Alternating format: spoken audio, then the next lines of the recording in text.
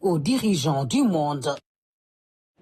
À l'issue de cette audience, 9 entreprises chinoises ont été reçues par le Premier ministre en Chine. Elles sont pour l'essentiel présentes au Sénégal et engagées dans des projets comme Dayan ou encore l'autoroute Mbour-Fatick-Kaolack dont les travaux sont à finaliser. Nous écoutons à ce propos le directeur général de l'APIX au micro de nos envoyés spéciaux. Nous avons eu une grande journée d'audience accordée à des entreprises chinoises, au total 9, qui pour la plupart sont déjà présentes au Sénégal, qui gèrent des projets, notamment le projet d'autoroute Mbour-Fatick-Kaolack, également le projet d'hydraulique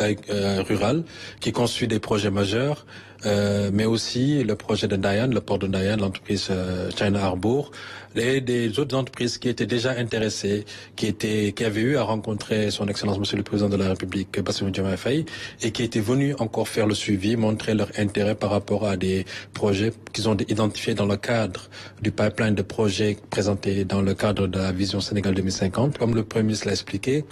depuis qu'on a annoncé le niveau de la dette du Sénégal et surtout par rapport aux résultats de la Cour des comptes, beaucoup de financements ont été suspendus parce que, comme vous le savez, justement, ce sont les effets négatifs aujourd'hui du misreporting, parce que tout simplement la dette cachée a encore des répercussions sur le climat des affaires, et parce que dans les conditionnalités de financement qui étaient accordées, le Sénégal ne devait pas dépasser 70% du niveau de la dette, et aujourd'hui avec 120%, nous ne respectons plus ces conditionnalités-là, et ce qui fait que les institutions financières qui étaient en charge de financer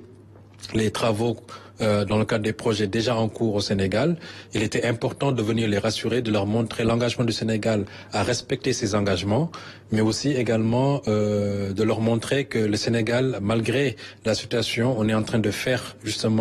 mettre en place un dispositif qui doit permettre à terme de respecter les échéances de paiement. Et je pense que c'est ce que le Premier ministre a eu à faire, et ça les a rassurés. Ils sont déjà rassurés, et je pense que des discussions ont été menées. Un groupe de travail va être mis en place entre les institutions financières, notamment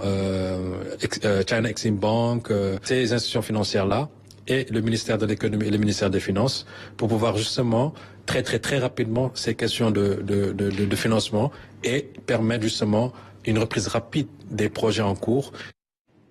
Après examen de la proposition de loi portant sur le règlement